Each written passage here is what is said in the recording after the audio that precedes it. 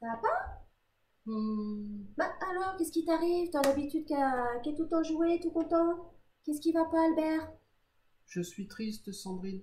Ah bon? Qu'est-ce qu'il y a? Pourquoi tu es triste, Albert? Qu'est-ce qui se passe? Je suis triste parce que je ne peux pas voir tous mes amis. Hmm. Ah Je oui. peux pas voir mes amis. Il y a des gens de ma famille que je peux pas voir. Ma maîtresse, je la vois plus. Je vois plus personne. Je suis tout seul chez moi. Je suis triste. Ah, je te comprends, Albert. Tu sais, je peux te comprendre parce que moi aussi, dans ma famille, eh bien, il y a des petits-enfants que j'aimerais voir, mais je peux Ah pas bon? voir. Ben oui. Oui, mais c'est juste un temps, c'est nécessaire. C'est Ah, pour les protéger aussi, tu sais. je sais, mais je suis triste quand même. Alors, tu sais quoi, Albert? Moi, j'ai envie de te dire que ta tristesse, eh ben, c'est un bon sentiment quand même. Ah bon? Ben oui, parce que quelque part, ça veut dire que tu les aimes. Par contre, il faudrait pas que Hmm, ça t'envahisse trop. ouais. Non. Écoute, tu sais ce qu'on va faire? Moi, je vais te raconter une histoire et Hmm, peut-être que ça va t'aider à ne plus être triste. d'accord. On essaye? Allez. En plus, c'est une histoire vraie. Ah, Ouais, c'est une histoire vraie et je la trouve dans la Bible. ah, Tu en as une de Bible dans ta jolie tout Bible? en couleur. Eh ben voilà, dans ta jolie Bible tout en couleur. Tout en couleur. Tu trouveras cette histoire dans Jean chapitre 4 et au verset 43 si tu veux regarder ce soir. Hein? Alors écoute, je vais quand même te la raconter. C'est l'histoire Oui. d'un centenier. Un Mhm. centenier, c'est quelqu'un qui avait de grandes responsabilités, tu sais. Et ce centenier, il était dans une maison, comme toi tu peux être dans une maison avec sa Mhm. famille. Et dans sa famille, il avait son fils qui était malade. Ah. Et il a entendu dire que Jésus passait un tout petit peu plus loin, dans un village plus loin. Et ce centenier, il a dit, il faut que j'aille trouver Jésus. Parce qu'il savait que Jésus faisait déjà des choses extraordinaires. Et que certainement, il pourrait faire quelque chose pour son fils. Alors, il a pris son baluchon et il est parti trouver Jésus. Et puis Jésus, il l'a trouvé, mais il l'a trouvé au milieu d'une foule, parce que quand Jésus passait par là, il y avait toujours beaucoup de monde autour de lui. Jésus faisait des choses extraordinaires, et alors tu vois, les gens, ils voulaient le toucher, ils voulaient parler avec lui, ils Oui. aimaient être en présence de Jésus. Oui.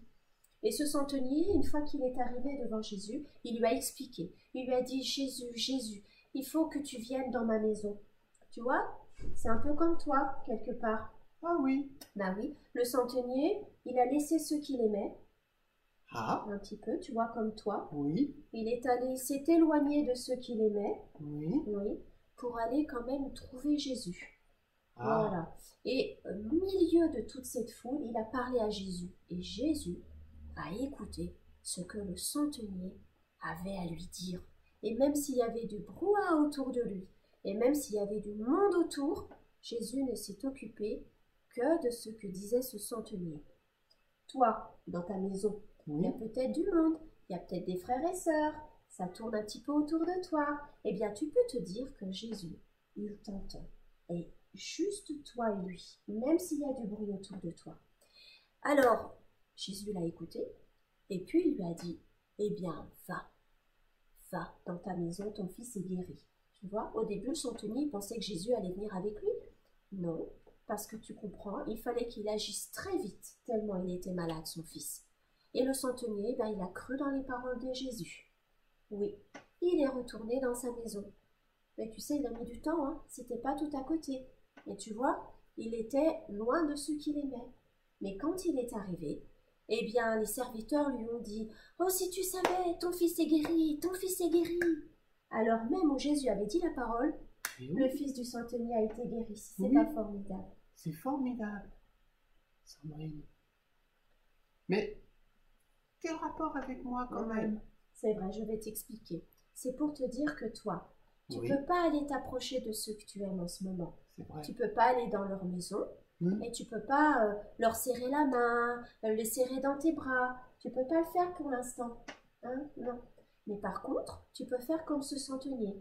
Tu peux aller trouver Jésus et tu peux lui dire Jésus, est-ce que tu peux aller faire du bien à mes copains, à mes copines, à ta cousine oui. Clémentine par exemple, À Victor aussi. à Victor aussi. Tu vois, tu peux dire Jésus, moi je peux pas aller lui faire du bien, Oui. mais toi, tu peux lui faire du bien.